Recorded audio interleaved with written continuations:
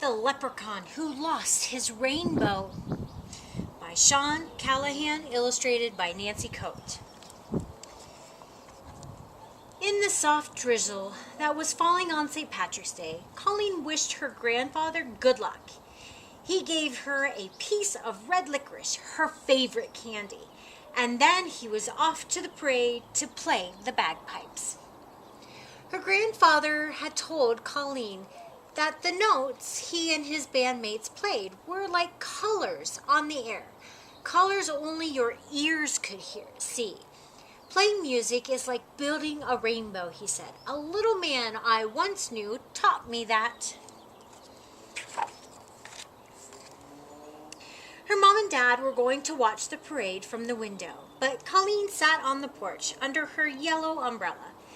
What if it rained so much that everyone went home and no one heard her grandfather's bagpipes? That would be a shame. His music was so beautiful and so sad it made people smile and cry at once. To pass the time, she played a song on her green penny whistle, which had a tiny shamrock printed on it. Her grandfather had brought it all the way from Ireland. It was her favorite thing in all the world, and she never let anybody touch it. When she finished the tune, she took a bite of licorice. Just then, a little man appeared on the top step. It was a leprechaun. "I like your penny whistle," the little man said. "You play very well." Colleen started to say thank you when suddenly the leprechaun jumped into the air and took the licorice stick right out of her mouth. He dropped it into his hat. "Thank you," he said. "I'll be needing that, or my name's not Roy G. Bibb. It's just the shade of red I'm looking for." Colleen was shocked. "What are you doing?" she shouted. "Give me my candy." The leprechaun frowned. "Your grandfather was much more helpful." "You know my grandfather?" Colleen asked. "Yes. We created a rainbow together back when he was a boy," Mr. Biv explained. Colleen was puzzled. Could this be the little man her grandfather talked about? Mr. Biv looked glum. "I've lost my rainbow again, and my gold is at the end of it. To be a leprechaun in good standing, I must have gold, so I need someone's help to build a rainbow." He paused. "That someone is you." Colleen frowned. Leprechauns were tricky. Everyone knew that. Could Mr. Biv be telling the truth? "Spin around with the hat and watch what happens." She twirled around holding the hat. Suddenly, a streak of bright red, just the color of her licorice, sprang out of the hat, hung in the air for a moment, and then disappeared. Colleen was amazed.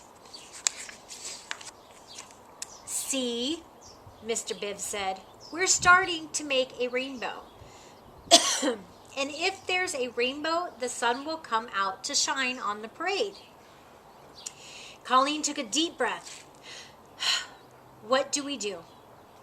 "For every color, I need something that belongs to you. Something red, orange, yellow, green, blue, indigo, and violet." Colleen looked around. There was her new orange basketball. She hated to give it up, but she tossed it into Mr. Biv's hat. Immediately, an orange streak shot up. She gave him her yellow umbrella. Yellow curved under the orange. When her blue ribbons went in, a beautiful blue appeared. Next to go was her indigo headband. And finally, her favorite violet scarf. Now, there was a rainbow of colors coming out of the hat, but something was wrong. Right between the yellow and the blue, there was empty space. Colleen knew which color was missing. Yes, we need green, Mr. Biv said. And not just any green, Colleen. It's a very hard color to find, which is why rainbows are so rare. It was raining harder. The parade goers were starting to leave. Colleen was nervous. What would the leprechaun want? You're going to have to make one more sacrifice, lass, Mr. Bibb said. I'm going to need your penny whistle with the shamrock on it. That green is the last perfect color I need for my rainbow. Colleen started to cry. No, she said, clutching her precious penny whistle. My grandfather gave it to me. But Colleen, dear, if you give me the penny whistle, you and I can make the sun shine on this parade and your grandfather, said Mr. Biv pleadingly. Colleen held the penny whistle in her lips and blew one last sad note. She paused and then dropped the penny whistle into the leprechaun's hat. In a flash, the rain stopped, the sun burst through the clouds, and a rainbow complete with the most beautiful shade of green ever spread across the sky. The parade goers gazed up in wonder, and Colleen's grandfather began to play bagpipes. The music was so beautiful and sad that people smiled and cried at once. Nobody noticed that a pot of gold had appeared at the end of the rainbow right on Colleen's front lawn. Roy G. Biv dug his hands into the pot of gold and pulled out a flute that looked just like Colleen's penny whistle. But this wasn't a toy flute. It was a real one made of silver. And there was a shamrock on it that looked like Colleen's, only this one was made of emeralds. Thanks for sharing with me, Mr. Bibbs said, as he handed Colleen the flute.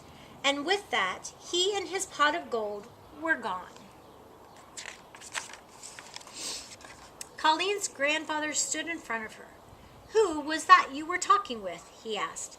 Roy G. Bibbs, she said. He's a leprechaun. I thought I recognized him, her grandfather said. He gave me this flute, Grandpa. Ah, 'tis a nice one, silver, just like my bagpipes. What do you say we play a tune? So together they played, When Irish Eyes Are Smiling. The colors danced on air.